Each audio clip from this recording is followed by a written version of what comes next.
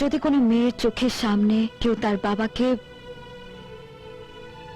খুন করে, সেই লোকটার ওপর তার রাগ থাকা কি খুব স্বাভাবিক নয়? রণদেব পাল আমার চোখের সামনে আমার বাবাকে খুন করেছিল। রণদেব পালের মতো দুর্নীতিগ্রস্ত লোকের মন্ত্রিসভায় থাকার কোনো অধিকারই নেই।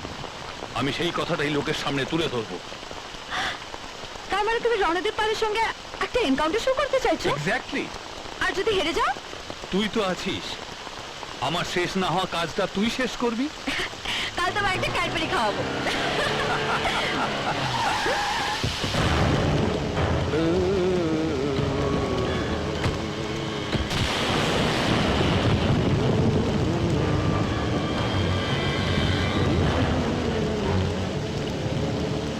নমস্কার সাংবাদিক মশাই,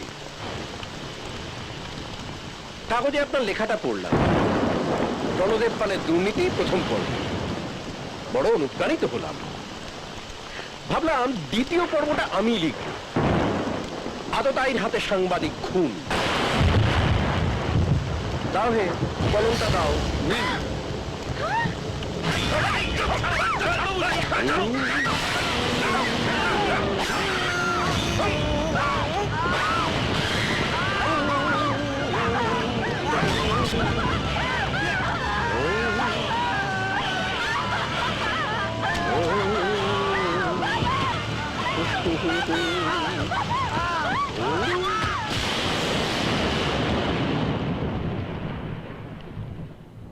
বাবার শেষ কথাটা আমি এখনো ভুলিনি।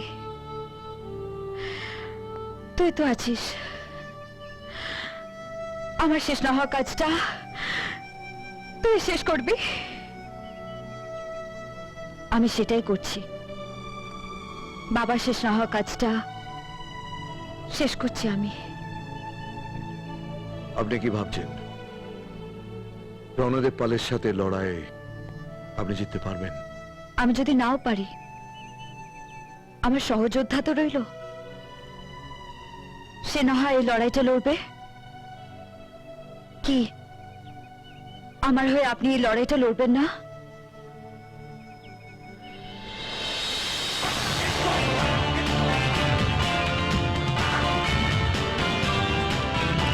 এই লড়াইয়ে আরো একজন আমাদের সঙ্গে থাকবে। কে? Chief minister.